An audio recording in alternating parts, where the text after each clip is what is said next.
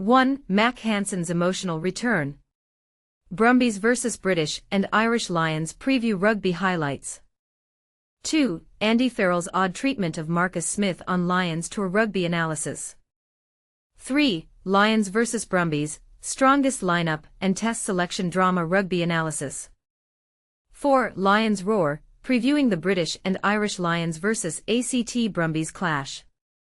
1. Mack Hansen's emotional return. Brumbies vs British and Irish Lions preview rugby highlights. Mack Hansen's return to the Brumbies, a dream come true. In an emotional revelation, wing Mack Hansen expressed that his return to the Brumbies as a member of the British and Irish Lions feels like a surreal experience, one he could never have envisioned. Match details. Teams *ACT Brumbies vs British and Irish Lions. Location *GIO Stadium, Canberra. Date Wednesday, July 9th. Kick-off time 11 o'clock British Summer Time. Coverage live text commentary available on the BBC Sport website and app. Hansen, who has Irish heritage through his mother, departed from Canberra in 2021 after making 21 appearances for the Brumbies. He then signed with Connacht, where he made his debut for Ireland shortly thereafter. Interestingly, at just 15 years old, he was in the stands cheering for his local team, when they handed the Lions their first loss during their 2013 tour of Australia. This Wednesday, he will find himself on the bench at GIO Stadium, ready to step in for what is anticipated to be the Lions' most challenging match in Australia to date. "It's incredible," Hansen remarked, reflecting on his journey. "This is truly a pinch-me moment. I never thought I would be back here playing for the Lions, so it holds a special place in my heart." Facing old friends. In this match, Hansen will be up against his former teammates and close friends, Ryan and Lachlan Lonergan, who will be playing as scrum half and hooker for the Brumbies, respectively. "I've played against them my entire life, and it will be great to see them again. They are two of my best mates," Hansen shared. "It's been a while since we faced off, so this will be a refreshing change." The Brumbies have proven to be the strongest Australian team in this year's Super Rugby competition. Although they will be missing key Wallabies like Noah Lolesio, Len Ikita, and Tom Wright, Lions coach Andy Farrell is believed to have selected a squad that closely resembles his Test lineup. Hansen is keenly focused on securing his place in the Test series, which kicks off in Brisbane on July 19th. "While it's special to be playing this game, the matches that truly matter are the Tests," he stated. "That's where my focus lies." Hansen has already made significant contributions, starting in victories against the Western Force and the Waratahs, and coming off the bench during a loss to Argentina in Dublin. In the upcoming match against the Brumbies, England's Tommy Freeman and Hansen's teammate from Ireland, James Lowe, have been named as the starting wings. What do you think? Is Hansen's journey a testament to the unpredictability of sports? Or does it highlight the importance of heritage in shaping a player's career? Share your thoughts in the comments. 2. Andy Farrell's odd treatment of Marcus Smith on Lions tour rugby analysis. The way Andy Farrell has managed Marcus Smith during the Lions tour raises eyebrows. As we gear up for the first test against the British and Irish Lions, we have a clearer picture of the Australian team's capabilities. Ranked 8th globally, they've just narrowly defeated Fiji, who are 9th. While they'll likely improve, it's unrealistic to compare them to powerhouses like the Springboks or All Blacks. The Lions, therefore, must aim for at least a series victory. You might argue that this is easy to say from the sidelines, but it's equally easy to overhype the contest without considering the realistic perspective. 3 of the countries contributing to this Lions squad are ranked higher than their hosts, and their combined talent should dominate. The Lions are no longer a group of amateurs, they are a highly professional team with significant funding and an experienced coaching staff. Predicting the outcome of the Test series is challenging because warm-up games often feel like a phony war, where neither side wants to reveal their full strategy. Andy Farrell, the Lions head coach, is balancing the need to give every player a chance with the necessity of testing his preferred lineup in real-time scenarios. However, his decisions regarding Marcus Smith and Owen Farrell have been puzzling. Some argue that Marcus Smith was lucky to be selected from the start, yet it's odd he hasn't been given a chance to start in his best position at fly half. While he can play at 15, it's not his strongest role. Perhaps he's being lined up as a versatile bench option, allowing Andy Farrell to opt for a 6-2 split, with the other back being a scrum half. If this isn't the plan, it's hard to justify his initial selection. The situation is further complicated by Owen Farrell's call-up.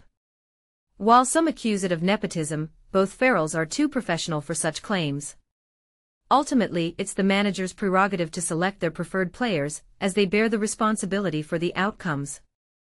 I've previously questioned why Owen Farrell wasn't included in the initial squad if his father intended to select him.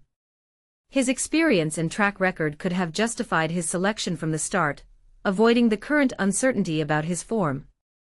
Andy Farrell reportedly called Owen in for his experience, with plans to evaluate him for the 10 and 12 positions. This decision, as noted by former Lions greats, doesn't seem linked to Elliot Daly's injury and withdrawal. An earlier selection would have allowed the Lions to explore a more structured game plan, a strength of Owen Farrell. The greatest need for cover might be at fullback, given the promising Scottish centres, Hu Jones and Sione Tuipulotu, and Tommy Freeman's versatile and impressive form. In the back row, Andy Farrell faces a choice between two similar flankers like Jack Morgan and Josh Vander Flyer, or a traditional blindside flanker with more bulk, influencing the type of number 8 he selects. Amidst this, David Campese has stirred the pot, reminding us that it's not like it was in my day. So it's not all bad. And this is the part most people miss: the strategic decisions made now could shape the entire series. What do you think about Andy Farrell's choices? Do you see merit in his approach, or do you agree with the critics? Share your thoughts and join the discussion.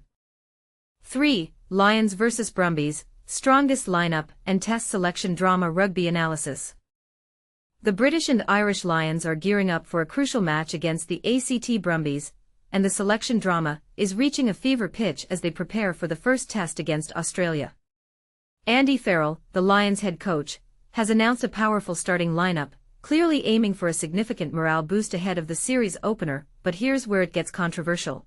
He's strategically leaving wriggle room in his selections, a tactic designed to keep all players on their toes and assess their readiness for the test team. Farrell's choice of a full-strength squad for this midweek fixture is a bold move. He's opting for a combination of seasoned stars like Finn Russell and Jamison Gibson-Park at halfback, alongside the formidable Irish midfield pairing of Bundy Aki and Gary Ringrose. Alongside them, Ollie Chessum and Tom Curry are set to dominate the back row, signaling Farrell's confidence in their abilities. However, he's not locking anyone into a guaranteed spot, emphasizing that players can play themselves in and players can play themselves out, a clear indication of the competitive nature of the squad. What's particularly interesting is Farrell's reasoning behind this approach. He's deliberately choosing the Brumbies as a more challenging opponent than the AU/NZ Invitational 15, recognizing that their Super Rugby performance offers a more reliable benchmark for assessing potential test players. He's essentially using this game as a luxury kitchen sink, throwing in the best possible resources to truly gauge player form. Crucially, Farrell is maintaining a flexible strategy, retaining wriggle room, a deliberate ambiguity to allow for adjustments based on how the midfield performs, and to observe player development over the next 2 games. Competition is particularly intense in the back row, where Ollie Chessum is emerging as a standout performer, impressing Farrell with his line-out prowess, ball-handling skills, and overall game understanding. Farrell specifically highlighted Chessum's ability to contribute as an extra line-out forward, a role previously anticipated for Tyg Byrne. Similarly, Tom Curry is vying for a crucial role at open side, and Farrell's admiration for his physical commitment and machine-like work rate off the ball suggests he's a strong contender. Beyond the starting 15, Henry Pollock is sidelined with a calf injury, while Mack Hansen, a Canberra native, will be returning to his former stomping grounds.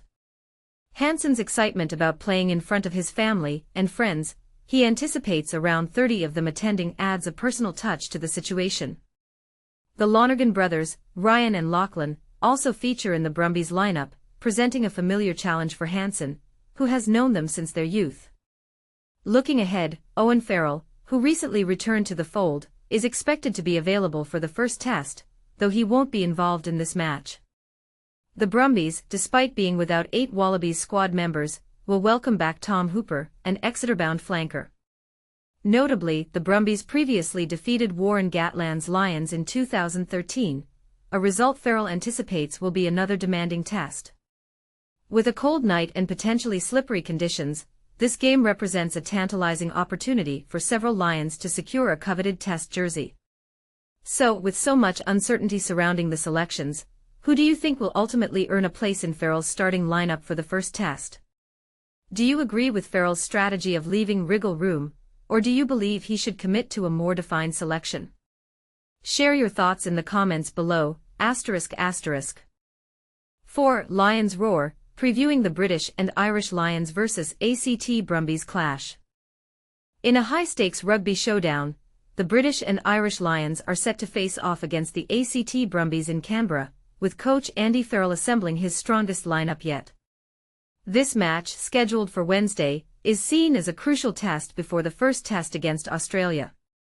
But here's where it gets controversial. Some fans argue that the outcome of this game could unfairly influence the final test selections.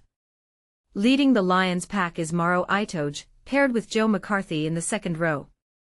The halfbacks, Jamison Gibson-Park and Finn Russell, are considered top choices, adding a layer of experience and skill to the team.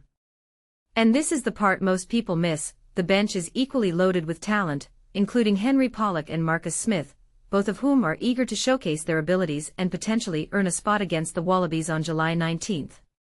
Henry Pollock, who was sidelined with a tight calf before the Lions' narrow 21-10 win over the New South Wales Waratahs, is back in action.